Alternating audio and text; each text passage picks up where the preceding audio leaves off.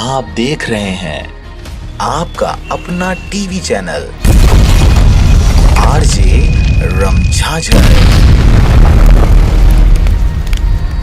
जज्बात के रंग भरोसा के संग। खबर है बिलासपुर जिला के मस्तूरी क्षेत्र का, जहां पर ग्रामीणों का जीना हो रहा दुश्वार। एनटीपीसी के राखड़ डैम में उड़ने वाले राखड़ से गांव के लोग हो रहे परेशान।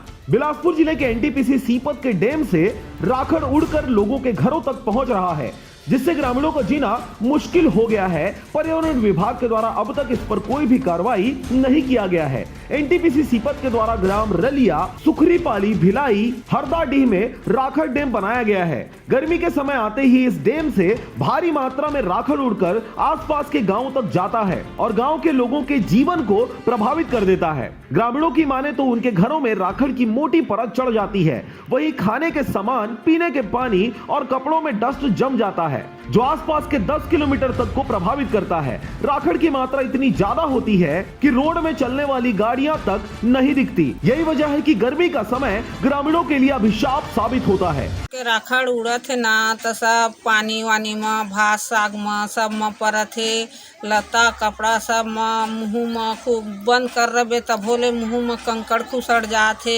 आँखी कान पूरा सब में हो जाते बेटा। तो हमन का करबो, इसने तब हमन 6 महीना काटे ला पड़थे। तो डैम खुले थे घनीले तो हरदम वही हर साल वही दशा होथे। एनटीपीसी की लापरवाही से प्रतिदिन हजारों ग्रामीणों के स्वास्थ्य से खिलवाड़ हो रहा है, साथ ही पर्यावरण को भारी नुकसान पहुंचाया जा रहा है। लेकिन अब तक पर्यावरण विभाग की उदासीनता से इन पर कोई भी कार्रवाई नहीं हो पाया है और न ही राखड़ डैम प्रबंधन के द्वारा कोई उचित व्यवस्था की गई है। अब खबर के प्रसारण उपरांत यह देखना होगा कि कब तक यह मौत का खेल जारी रहेगा या फिर विभाग इस पर कोई कार्रवाई करेगी। बिलासपुर के मस्तूरी क्षेत्र से रविंद्र टंडन की रिपोर्ट, आरजे रमझाझर।